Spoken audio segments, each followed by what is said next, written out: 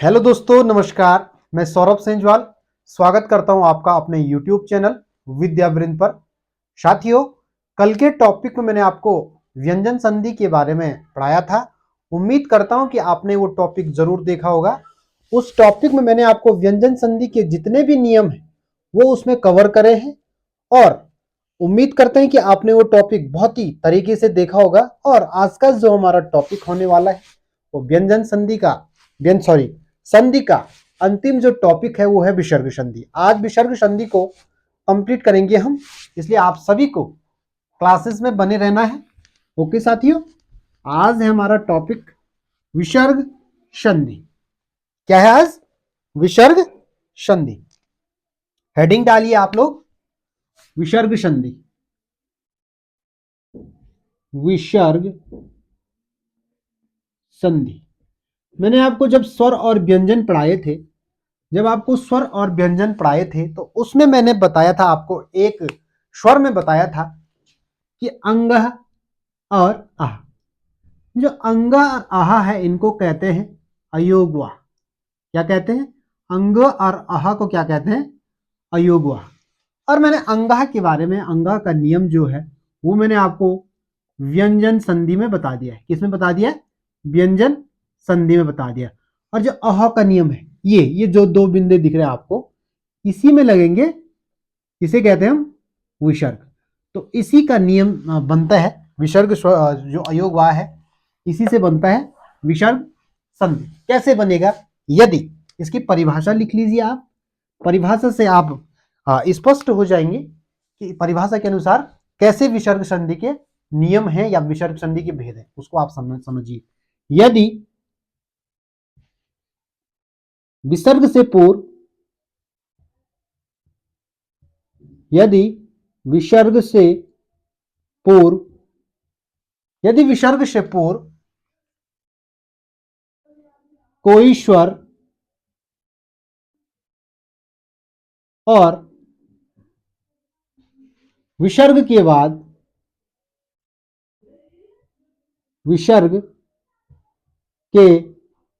बाद कोई व्यंजन आए तो। यदि विसर्ग से पूर्व और विसर्ग के बाद कोई व्यंजन या स्वर आए तो, व्यंजन या स्वर आए तो, स्वर भी लिख लीजिए, व्यंजन या स्वर आए तो उस संधि से विसर्ग संधि का जो नियम, जो परिभाषा है वो बन जाती है। यदि विसर्ग से पूर्व कोई स्वर या व्यंजन आता है, यदि विसर्ग से पूर्व कोई स्वर या व्यंजन आता है तो विसर्ग के साथ जिस स्वर या व्यंजन का मेल होता है या जिसकी संधि होती है उसे ही क्या कहेंगे? हम विसर्ग संधि कहते हैं। संधि उसे आए तो उस संधि को क्या कहेंगे? हम विसर्ग संधि। विसर्ग संधि कहते हैं। कैसे कहते हैं विसर्ग संधि? देख लीजिए। जैसे मैं बोलता हूं धनु विसर्ग धन टंकार। टंकार अगर मैं इसका संधि करता हूं धनु धन टंकार का, तो यहां पर बन जाता है। अभी मैं इसके नियम भी बताऊंगा कैसे हुआ। इसके 7-8 नियम है, वो बताने का प्रयास करूंगा। इसके बाद धनु धन टंकार बराबर होता है धनुष टंकार। आ गया? जहां पर भी विसर्ग आया, साफ साफ दिखेगा कि जहां पर भी आपको विसर्ग नजर आता है तो वहां पर कौन सी संधि हो जाती है? वहां पर हो जाती है विसर्ग संधि। अब पढ़ते हैं हम विसर्ग संधि का पहला नियम। क्या पढ़ते हैं? विसर्ग संधि का पहला नियम। पहला नियम क्या कहता है? यदि यदि विसर्ग से पहले, यदि विसर्ग से पूर्व अ और विसर्ग के बाद अ से भिन्न कोई अन्य स्वर आता है, यदि विसर्ग से पूर्व अ तब विसर्ग के बाद कोई अ नहीं, अ से असमान स्वर आता है, तो वहां पर वो किस में कन्वर्ट हो जाता है? वह लिख लीजिए, यदि विसर्ग से पूर्व यदि विसर्ग से पूर्व, पहला नियम लिख लो यहां पर, फर्स्ट नियम, यदि विसर्ग से पूर्व यदि विसर्ग से पूर्व तथा विसर्ग के बाद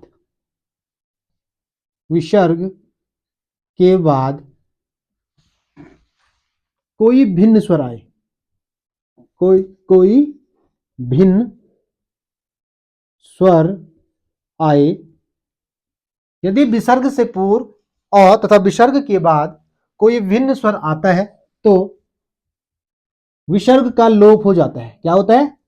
विसर्ग का लोप हो जाता है, मतलब विसर्ग हट जाता है। कैसे? आपको बताता हूं कैसे होता है। यदि अतः धन क्या हो जाता है? एव। अतः धन एव का क्या बनेगा आप बताओ? अतः धन एव का जो संधि होगा वो क्या होगा? अतः धन एव का संधि होता है, मैंने बोला था यदि विसर्ग से पूर्व और विसर्ग के बाद कोई भिन्न स्वर आता है तो वहां पर विसर्ग का लोप होकर क्या बनेगा? अतः। क्या बन जाएगा? अतः। समझ आया? पहला नियम यही कहता है यदि विसर्ग से पूर्व आता है, विसर्ग के बाद कोई भिन्न स्वर आता है तो वहां पर विसर्ग का लोप होता है, जो मैंने आपको एग्जाम्पल बेसिस समझा दिया है, ये वाला। ओके, तो इसको नोट करिए आप लोग, फिर करते हैं विसर्ग संधि का दूसरा नियम। जल्दी करें नोट, फिर इसको मिटाता हूं मैं।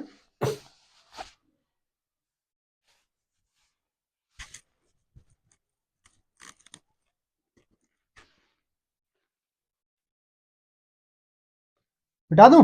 चलो मिटा देते हैं इसको, परिभाषा भी मिटा देता हूं। तो साथियों, उम्मीद है कि आप तैयारी कर रहे होंगे क्योंकि पेपर नजदीक है।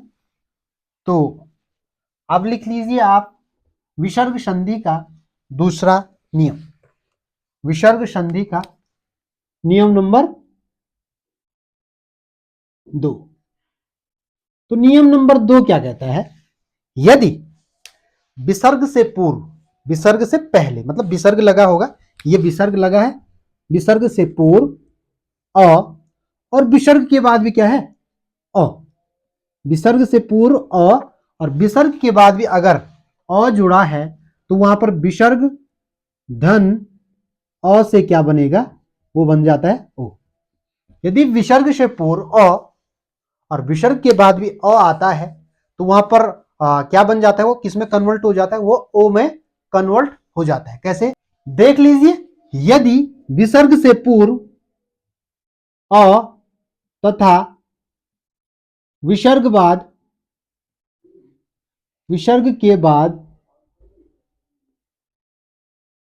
यदि विसर्ग से पूर्व तथा विसर्ग के बाद आता है, आता है तो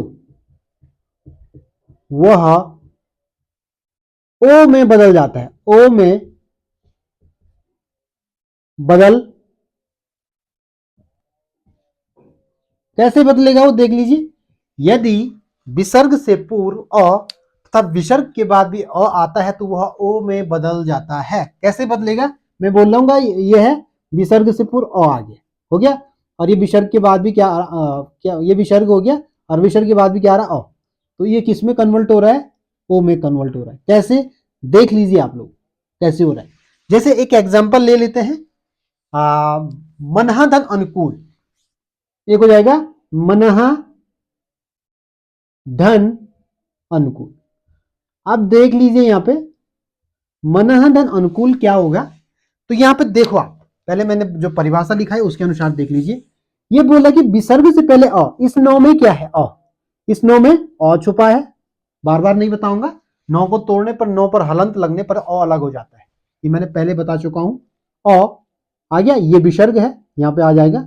और उसके बाद भी क्या है? तो मैंने बोला था परिभाषा में, यदि विसर्ग के पहले विसर्ग के बाद भी आता है, वो किस में कन्वर्ट होता है? ओ में। तो ये क्या हो जाएगा? मनः धन अनुकूल बराबर हो जाता है मनोकूल, मनोनुकूल। क्या हो जाएगा? मनोनुकूल, मनोनुकूल, मनोनुकूल क्या हो जाएगा? किस में कन्वर्ट हो जाएगा? ओ में कन्वर्ट हो जाएगा। लिख लीजिए इसको भी, मनः धन अनुकूल बराबर क्या हो जाएगा?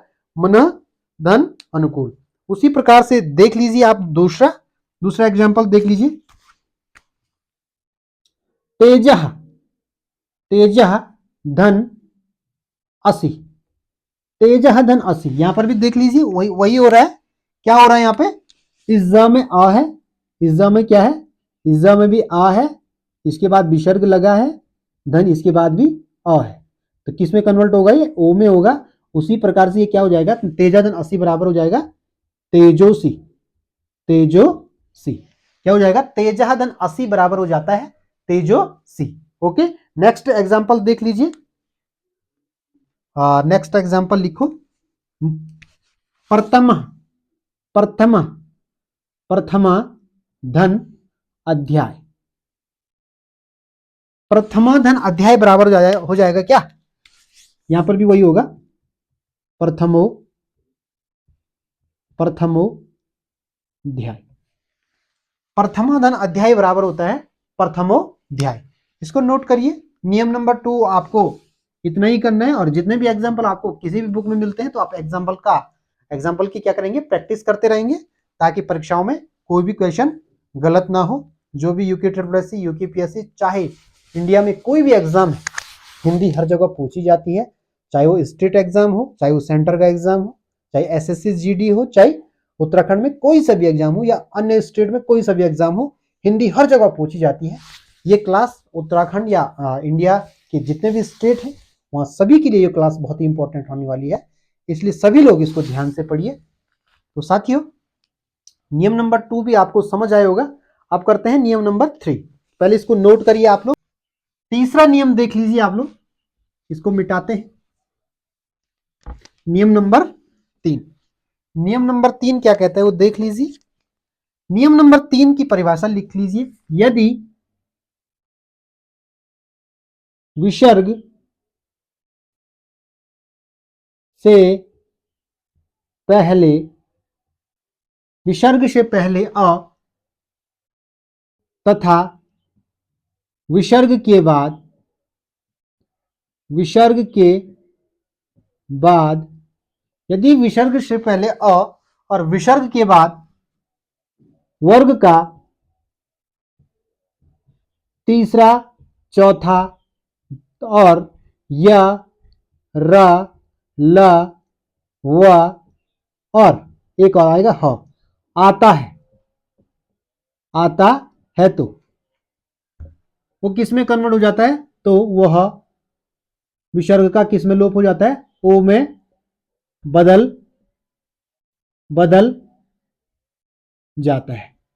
इसको ध्यान दीजिए आप लोग। ये परिभाषा के अनुसार क्या कह रहा है कि यदि विसर्ग से पहले अ या विसर्ग के बाद वर्ग का तीसरा, चौथा अंतस्थ व्यंजन जो य, र, ल, व है, ह आता है, तो वो किस में कन्वर्ट हो जाता है, विसर्ग बदल जाएगा, उसमें ओ में बदल जाएगा। कैसे, जैसे मैं बोल रहा हूं कि ये विसर्ग है, ये है विसर्ग, इससे पहले अ आ गया और इसके बाद क्या आ रहा है, या तो वर्ग का तीसरा, चौथा, वर्ग का तीसरा बोल रहा हूं तो क, ख, ग, घ, ग, ये वर्ग, ये एक वर्ग है। इस वर्ग के समूह में तीसरा, चौथा और पांचवा, तीसरा और चौथा ये आ जाए, ये वाले व्यंजन आ जाए, तो वो किस में कन्वर्ट हो जाता है, वो ओ में कन्वर्ट, चाहे वहां पर क्या आ जाए, अंतस्थ व्यंजन आ जाए। क्या आ जाए, अंतस्थ व्यंजन, अंतस्थ व्यंजन आए, चाहे ह क्या है, ह है ऊष्मीय ध्वनि और हकार ध्वनि। क्या है, ऊष्मीय ध्वनि या ऊष्मीय व्यंजन या हकार व्यंजन। ओके, तो वहां पर क्या बन जाएगा, वो बन जाता है ओ। इस नियम को भी लिख लीजिए, फिर एग्जांपल कराता हूं इसके।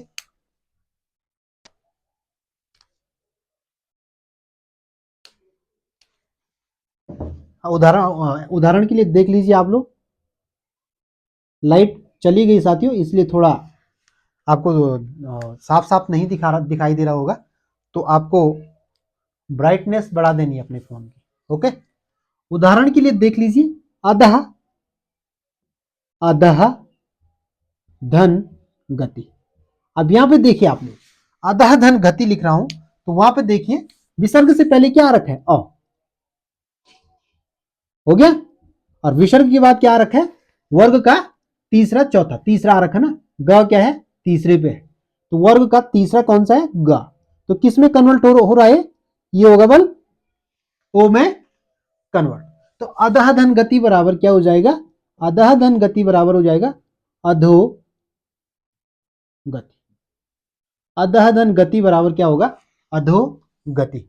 बार बार नहीं समझाऊंगा क्योंकि मैंने परिभाषा के अनुसार बता दिया कि यदि विसर्ग से पहले अ और विसर्ग के बाद वर्ग का तीसरा चौथा या अंतस्थ व्यंजन या ह आता है, तो वहां पर वह विसर्ग किस में कन्वर्ट हो जाता है, वो विसर्ग हो जाता है ओ में बदल जाता है। तो अधः धन गति बराबर क्या जाए, अधो गति। तो इसमें क्या जुड़ रहा है, ओ जुड़ रहा है। ओके, नेक्स्ट देख लीजिए, यशः धन गान, यशः धन गान, यशः धन गान बराबर क्या हो जाएगा, यशः धन गान का गान बराबर क्या हो जाएगा, यशोगान। यशः धन गान बराबर हो जाएगा यशोगान। बार बार नहीं बताऊंगा कि कैसे हुआ, इससे पहले क्या है अ, विसर्ग के बाद गा, तो क्या हो जाएगा यशः धन गान बराबर यशोगान। उसी प्रकार से आएगा वयः, ये इंपॉर्टेंट है परीक्षा की दृष्टि, पीवाईक्यू में भी देख लेना आप इसको, वयः धन वृद्ध, वयः धन वृद्ध बराबर क्या हो जाएगा, वयो वृद्ध। क्या हो जाएगा, वयः धन वृद्ध बराबर वयो वृद्ध। वयः धन वृद्ध बराबर हो जाता है वयो वृद्ध। नियम नंबर कौन सा है, नियम नंबर 3, यहां पे लिख लीजिए, नियम नंबर 3 है। तो इसी बेस पर, इसी के अनुसार आप अन्य एग्जाम्पलों को भी कर सकते हैं जो आपको किताबों में मिल जाएंगे। इसीलिए परिभाषा और जो नियम है आपको ये नियम पता होने चाहिए। अगर आपको नियम पता है तो वो आप आसानी से किसी भी एग्जाम में बैठकर ऐसे प्रश्नों को सॉल्व कर सकते हैं, चाहे वो ग्रुप सी का हो, चाहे वो सेंटर एग्जाम है, चाहे वो कोई सा भी एग्जाम है, आप संधि से कोई भी क्वेश्चन गलत नहीं करेंगे। ओके, अब करते हैं नियम नंबर 4। नियम नंबर 4, पहले इसको लिख लीजिए आप लोग, जब इसको लिखेंगे उसके बाद इसको मिटा देता हूं।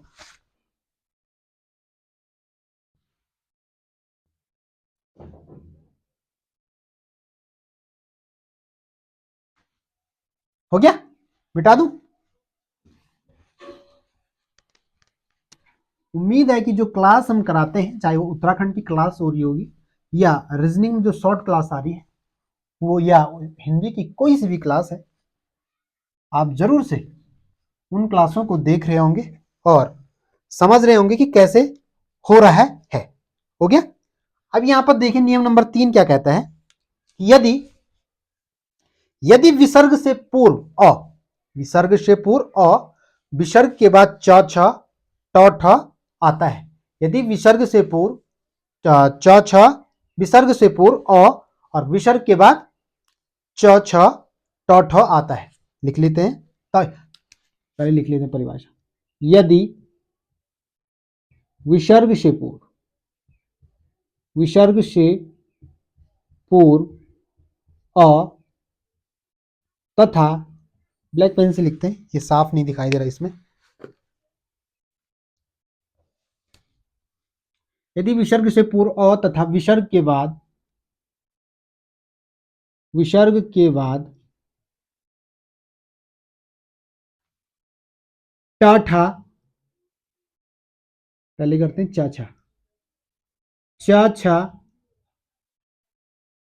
टा ठा, फिर करते हैं ता और था, ता था आता है, तो आता है तो किस में बदल जाता है, अ धन च धन छ, यदि विसर्ग से पहले अ, विसर्ग से पहले क्या आता है, इसको ढंग से लिख लेते हैं फिर आपको समझ आएगा। यदि विसर्ग से पहले अ, विसर्ग कौन सा है, ये है, और विसर्ग के बाद क्या आ रहा है, च और छ, तो कह रहा है यदि विसर्ग से पहले अ और विसर्ग के बाद च छ आता है तो वो किस में बदल जाता है, वो बदल जाता है श में। किस में बदल जाता है, श में। उसी प्रकार से यदि विसर्ग से पहले अ और विसर्ग के बाद ट या ठ आता है तो वो किस में कन्वर्ट होता है? 300 है, आप बताएंगे 300 कौन कौन सी है, आपको पता होगा कि 300 कौन कौन सी है। ओके, तो देख लीजिए, यदि विसर्ग से पहले विसर्ग के बाद ट ठ आता है तो वो किस में कन्वर्ट हो जाता है? वो होता है श में। हो गया, तालव्य श, मूर्धन्य श और दंत्य श। उसके बाद आता है ता था। यदि विसर्ग से पहले और विसर्ग के बाद त या थ आता है तो वो कन्वर्ट हो जाता है सौ में। कौन सी सौ में? ये सौ में। इसका जो तीसरा नियम है वो ये है, यदि विसर्ग से पूर्व, अब समझ लीजिए आप, यदि विसर्ग से पूर्व और विसर्ग के बाद च छ आता है, यदि विसर्ग से पूर्व विसर्ग के बाद च छ आता है तो वह श में बदल रहा है। यदि विसर्ग से पूर्व और विसर्ग के बाद ट ठ आ रहा है तो वो श में बदल रहा है। कौन सी श है? तालव्य श, मूर्धन्य श और दंत्य श। तालु, तालु श, यह है मूर्धा श और यह है दंत श, दंत श। तो किसमें बदल रहा है? च छ का श, ट ठ का मूर्धा श और त थ का दंत्य श। उदाहरण देख लीजिए इनके, उदाहरण, उदाहरण में आप सबसे पहले उदाहरण लिख लीजिए इसका। सबसे पहले लिखेंगे आप श का, किसका लिखेंगे? इसका, ये वाला। तो आप अपने मन से भी जरूर से सोचिए कि कौन सा एग्जाम्पल बनेगा उसका। हो गया, तो देख लीजिए आप लोग। जैसे सबसे पहले लेते हैं इसका, पुनः धन च। अब पुनः धन च लिखा है मैंने, तो परिभाषा के अनुसार क्या बन रहा है ये देख लीजिए। विसर्ग से पहले इसमें अ छुपा है, ये विसर्ग है, और उसके बाद आ रहा है च। तो मैंने बोला चाहे च आए चाहे छ आए तो किसमें कन्वर्ट होगा? ये श आधा श में कन्वर्ट हो जाएगा। तो क्या हो जाएगा? तो क्या हो जाएगा? ये पुनश्च, क्या हो जाएगा? पुनश्च। किसमें कन्वर्ट हो जाएगा? पुनः धन च का होगा पुनश्च। हो गया। उसी प्रकार से इसका एग्जाम्पल ले लेते हैं। जैसे लिखता हूं मैं इसका एग्जाम्पल, धनु धन टंकार। धनु धन टंकार में देख लीजिए आप लोग कि पहले और या कोई भी स्वर आता है, धनु, धनु धन टंकार का क्या हो जाएगा? धनुष टंकार, धनुष, धनुष टंकार। हो गया। धनु धन टंकार बराबर क्या होता है? धनुष टंकार। और उसी प्रकार से धनु, इसका एग्जाम्पल देखते हैं, क्या है? सौ। क्या सौ है वो? सलजम वाली नहीं, सरसों वाली सौ। तो उसका क्या हो जाएगा? उसका देख लीजिए आप, मनु धन ताप। तो मनु धन ताप बराबर हो जाएगा, विसर्ग जरूर लगाइए, मनु धन ताप का हो जाएगा मनुस्ताप। क्या हो जाएगा? मनु धन ताप का क्या हो जाता है? मनुस्ताप, मनुस्ताप। यहां पर ये एक स्वर आ गया, विसर्ग प्लस तौथा, तौथा जो भी आएगा, ये वाला या तो आया थ आया तो क्या बनेगा? उसका बन जाता है श। तो ये कौन सी श है? आधा श। हो गया। तो मनु धन ताप बराबर हो जाएगा मनुस्ताप। उम्मीद करते हैं कि आपको तीसरा नियम भी समझ आया होगा आसानी से, और इसको जरूर से नोट करिए और परिभाषा को जरूर याद रखिए। मेन ये याद रखना आप लोग, अगर आपको ये याद है तो आप कहीं भी किसी भी क्वेश्चन को परीक्षाओं में गलत नहीं कर पाएंगे। हो गया। अब करते हैं नियम नंबर 4। हेडिंग डालिए, नियम नंबर 4।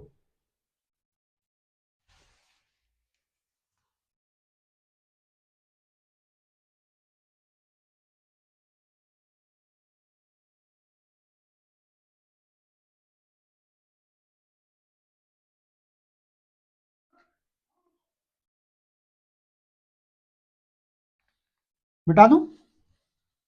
चलो मिटा देते हैं। पहले परिभाषा लिख लीजिए आप। यदि विसर्ग के बाद विसर्ग के बाद प फ, यदि विसर्ग के बाद प फ क ख, यदि विसर्ग के बाद प फ क ख, यदि विसर्ग के बाद प फ और क ख आता है, यदि विसर्ग के बाद प फ क ख या श या ये वाली श आता है, तो यदि विसर्ग के बाद प फ क ख स या श आता है, तालव्य स या मूर्धन्य स आती है, तो विसर्ग विसर्ग बना रहता है, विसर्ग बना रहता है। विसर्ग बना रहता का अर्थ क्या है? यदि इनमें से कोई भी व्यंजन आता है, प फ या क ख या तालव्य स या मूर्धन्य स, इनमें से कोई भी व्यंजन आता है, तो वो जैसे ये व्यंजन इसके विसर्ग के बाद आ रहे हैं या प आता है, तो विसर्ग हमेशा क्या रहेगा? बना रहता है, विसर्ग हटेगा नहीं। हो गया? क्या नहीं हटेगा? विसर्ग नहीं हटेगा। ओके, तो इसमें एग्जाम्पल देख लीजिए आप लोग। जैसे मैं लिख रहा हूं अंतः, अंतः धन करण, तो क्या आया इसके बाद? देख लीजिए, इनमें से कोई एक व्यंजन आ रखा है, इनमें से देख लीजिए, विसर्ग के बाद इनमें से कोई एक व्यंजन आ रखा है? हाँ, आ रखा है। कौन सा आ रखा है? वो है क। तो जब मैंने कहा ये व्यंजन विसर्ग के बाद आ रहे हैं, तो वहां पर विसर्ग बना रहता है, तो क्या हो जाएगा यहाँ पे? अंतः धन करण बराबर हो जाएगा अंतः करण, अंतः करण। तो यहां पर क्या हो रहा है? विसर्ग अपने आप में बना है, विसर्ग क्या हो रखा है? अपने आप में बना है। उसी प्रकार से एक और लिख लीजिए एग्जाम्पल, जैसे लिखता हूं मैं यहां पे प्रातः धन काल, तो यहां पर देख लीजिए आप लोग, प्रातः धन काल का क्या हो जाएगा? वही, इनमें से कोई भी हो उसका विसर्ग बना रहता है। प्रातः धन काल बराबर हो जाएगा प्रातः काल, प्रातः धन काल बराबर होता है प्रातः काल। नियम नंबर 4, 5 कुछ भी हो आप देख लेना, मैंने देखा नहीं है, या 4 होगा या 5 होगा। यदि विसर्ग के बाद प फ क ख या तालव्य से मूर्धन्य स आती है, तो वहां पर विसर्ग का लोप नहीं होता है। जैसे एग्जांपल में मैंने बताया अंतः धन करण बराबर अंतःकरण, उसी प्रकार से दूसरा एग्जांपल है प्रातः धन काल बराबर प्रातः काल। क्योंकि विसर्ग के बाद क आ रहा है, तो नियम क्या कहता है कि क आता, क या ख भी आता है, तो वहां पर क्या बना रहेगा? विसर्ग बना रहेगा। हो गया? नियम नंबर नेक्स्ट देख लीजिए आप, नियम नंबर नेक्स्ट, नियम नंबर देख लीजिए नेक्स्ट, इसको मिटा देते हैं।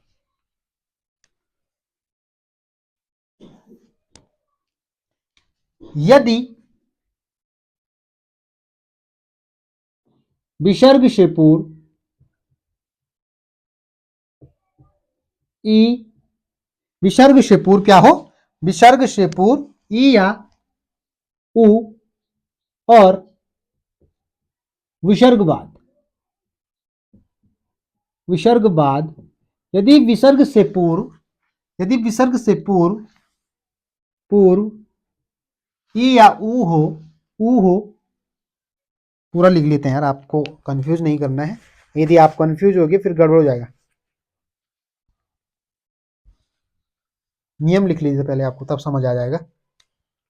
नियम देख लीजिए, यदि, पहले मैं आपको एक डायग्राम से बताता हूं, यदि विसर्ग से पूर्व ई या उ हो, विसर्ग से पूर्व, और विसर्ग के बाद हो पहला वर्ग, दूसरा वर्ग और सॉरी तीसरा वर्ग, चौथा वर्ग और पांचवा वर्ग हो, और उसमें स्वर भी हो, पहला वर्ग दूसरा वर्ग या स्वर हो, तो इसमें क्या बना रहता है? वो र बन जाता है। विसर्ग के बाद इतने 3, 4, 5 वर्ग आ जाते हैं या स्वर आता है, तो उसमें र बना रहता है। यदि, आप देख लीजिए परिभाषा, यदि विसर्ग से पूर्व ई या उ, ई या उ आए और विसर्ग बाद, विसर्ग बाद वर्ग का तीसरा, चौथा, पांचवा या स्वर आए तो विसर्ग र में बदल जाता है। यदि विसर्ग से पूर्व ई या उ आए, उसके बाद 3 4 5, यानी 3 4 5 क्या लिखा है मैंने, फिर देख लो, का, खा, गा, घा, ग, 3 4 5, 3 4 5, ये कोई से भी व्यंजन आए, कोई से भी व्यंजन आए तो वह किस में कन्वर्ट हो जाएगा, र में कन्वर्ट हो जाएगा। जैसे मैं एक एग्जांपल लिखता हूं, निह, निह धन जर। तो निह धन जर का देख लीजिए आप कि उससे पहले क्या आ रहा है और उसके बाद क्या आ रहा है। उससे पहले देख लीजिए आप, विसर्ग से पहले छोटी ई आ रखी है, हाँ, उसके बाद विसर्ग है, उसके बाद ज है, और ज देख लीजिए कितने नंबर पर आता है, चा, छ, ज, झ, या, 1 2 3 4 5। नियम क्या कहता है, तीसरा, चौथा, पांचवा व्यंजन आए तो वह किस में कन्वर्ट हो जाता है, आधा र में। इसको कौन सी र बोलते हैं, आधा र। हो गया, हरलंत लग गया तो आधा र हो जाता है। तो निह धन जर बराबर क्या हो जाएगा, निर जर। तो मैंने आपको बताया था जो ऊपर वाली र होती है हमेशा आधा होती है, और इसका नाम है, इस र का नाम है रेफ र। इस र का क्या नाम है, रेफ र। निह धन जर बराबर निर्जर। उसी प्रकार से देख लीजिए निह धन गुण, दूसरी पेन देखते हैं, निह धन गुण। तो निह धन गुण में भी देख लीजिए आप, विसर्ग से पहले इस नी में छोटी ई है और विसर्ग के बाद इसमें ग है, का खा गा तीसरे पे है। उसी प्रकार निह धन गुण बराबर हो जाता है निर्गुण। बार बार नहीं समझाऊंगा, एक आपने यहां पे समझ लिया कैसे ये र बन रहा है। उसी प्रकार से निह धन गुण बराबर क्या हो जाएगा, निर्गुण। उसी प्रकार से देख लीजिए दुह धन जन। तो यहां पे देखिए उससे पहले ऊ है ना, स्वर है, इससे पहले क्या है, ऊ, स्वर है ना, लिखा है ऊ, हाँ ये देखो ऊ, इसमें ऊ है, धन विसर्ग है, उसके बाद ज है, च छ ज, च छ ज, तीसरा, तीसरा नियम में तीसरा है, हाँ नियम में भी तीसरा है। तो यहाँ पे दुह धन जन बराबर हो जाता है, दुह धन जन बराबर हो जाता है दुर्जन। दुह धन जन बराबर हो जाएगा दुर्जन। हो गया। तो नियम नंबर नेक्स्ट में भी जो मैंने अभी बताया, ये कौन सा नियम हो सकता है, छठवां नियम होगा समथिंग। हो गया, छठा नियम, यदि विसर्ग से पूर्व ई या उ आए और बाद में विसर्ग के बाद वर्ग का तीसरा, चौथा, पांचवा या स्वर आता है तो विसर्ग का आधा र में विसर्ग का आधा र में कन्वर्ट हो जाता है। उम्मीद करते हैं कि आपको ये समझ आया होगा। नेक्स्ट लॉ करते हैं इसके बाद, नेक्स्ट जो नियम है, सातवां नियम। हो गया,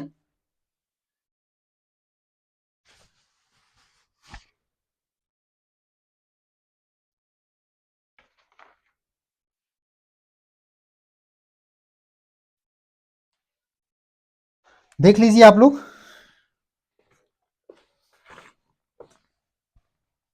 मिटा दूं, चलो मिटाते हैं। अंतिम नियम है और इसके बाद जो संधि की क्लास है वो कंप्लीट हो गई है। उम्मीद करते हैं कि आपको हमने जितना भी संधि या उससे पहले जितने भी टॉपिक कराए आपको समझ आए होंगे, क्योंकि साथियों अभी तो आप देख के बता देंगे कि इसमें ये है, उसमें वो संधि है, उसमें वो फलानी संधि है, फलानी अलानी संधि है। हो गया, लेकिन जब पेपर में बैठेंगे, अगर आपने रिवीजन नहीं करा होगा, अगर आप रिवीजन नहीं करोगे तो आप उस क्वेश्चन को कभी भी ठीक नहीं कर सकते। रिवीजन बहुत जरूरी है, चाहे वो किसी भी फील्ड, मैंने कल भी बताया कि आप चाहे किसी भी फील्ड में तैयारी करो, रिवीजन बहुत जरूरी है। लास्ट नियम देख लीजिए, सातवां नियम, यदि क्या, यदि विसर्ग से पूर्व ई या उ और विसर्ग के बाद च या छ आता है, विसर्ग के बाद च या छ आता है च या छ या त या थ आता है तो विसर्ग का किस में लोप हो जाता है? विसर्ग का श। पहले देख लीजिए आप लोग, यदि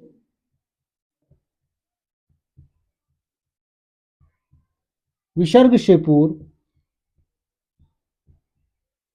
ई या उ हो और विसर्ग के बाद च छ और त थ हो, त थ हो, च छ या त थ हो तो च छ किस में कन्वर्ट हो जाता है? च छ श और त थ किस में? त थ हो जाता है तालव्य श में कन्वर्ट हो जाता है।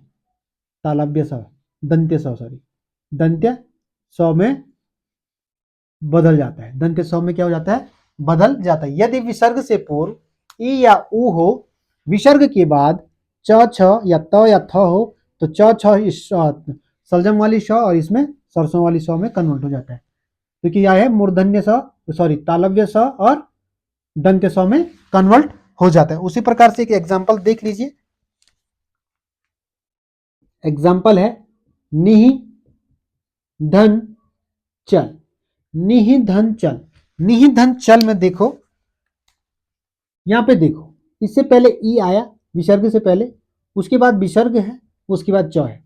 तो मैंने नियम में बता रखा है, इससे अगर विसर्ग के बाद च या छ आता है तो किस में कन्वर्ट होगा? आधा श में कन्वर्ट हो जाएगा, आधा श में कन्वर्ट हो जाएगा। तो निहिधन चल बराबर क्या हो जाएगा? निहिधन चल बराबर होता है निश्चल। क्या हो जाएगा? निहिधन चल बराबर निश्चल। निहिधन चल बराबर क्या हो जाता है? निश्चल। उसी प्रकार से नेक्स्ट एग्जांपल देख लीजिए। निहि धन चय, तो यहां पर भी विसर्ग से पहले आधा, विसर्ग से पहले ई, छोटी ई है, उसके बाद च है तो वो किसमें? श में कन्वर्ट हो जाएगा। तो निहिधन चय बराबर हो जाएगा, निहिधन चय बराबर हो जाता है निश्चय। निहिधन चय बराबर निश्चय। उसी प्रकार से नेक्स्ट एग्जांपल देख लीजिए, तीसरा और अंतिम एग्जांपल है ये। निहि धन तेज, निहि धन तेज, निहि धन तेज, उससे पहले विसर्ग से पहले छोटी ई, लास्ट ढंग से समझा लेता हूं। इसमें छोटी ई है, यहां पर विसर्ग है ये वाला, और यहां पर है त। तो त थ के बाद मैंने बोला था यदि विसर्ग के बाद त थ आता है तो किसमें? दंत्य स में कन्वर्ट हो जाता है। निहिधन तेज बराबर हो जाता है निस्तेज। ओके, तो साथियों आज की क्लास में मैंने आपको विसर्ग संधि के बारे में कंप्लीटली पढ़ा दिया है। अगर इसमें कुछ छूट भी जाता है, विसर्ग संधि में कुछ छूटता है, वैसे तो मैंने पूरा करा दिया, कुछ एग्जांपल क्योंकि काफी इंपॉर्टेंट हो जाते हैं, तो अगर छूटा होगा तो मैं इसको कल करने का प्रयास करूंगा। ओके साथियों, तो विसर्ग संधि में बस इतना ही है। और कल जो हमारा जो नया टॉपिक शुरू होगा, या अगर इससे कुछ बचा होगा तो उसको कंप्लीट कराएंगे, नहीं तो नया टॉपिक जो आएगा वो आएगा वो शब्द, शब्द कैसे बनता है। ओके, तो साथियों आप लोगों से बस यही रिक्वेस्ट है कि आप हमारी वीडियो को या हमारी क्लासेस को जरूर से अपने दोस्तों के साथ, जिनको क्लासेस की जरूरत है कि नहीं, जो नई नई तैयारी कर रहे हैं, तो साथियों आप जरूर से उन लोगों को हमारी वीडियो, हमारी क्लासेस को जरूर से उन लिंक शेयर करें। तो साथियों आज की क्लास में बस इतना ही है, मिलते हैं कल की क्लास में, तब तक के लिए बहुत बहुत धन्यवाद।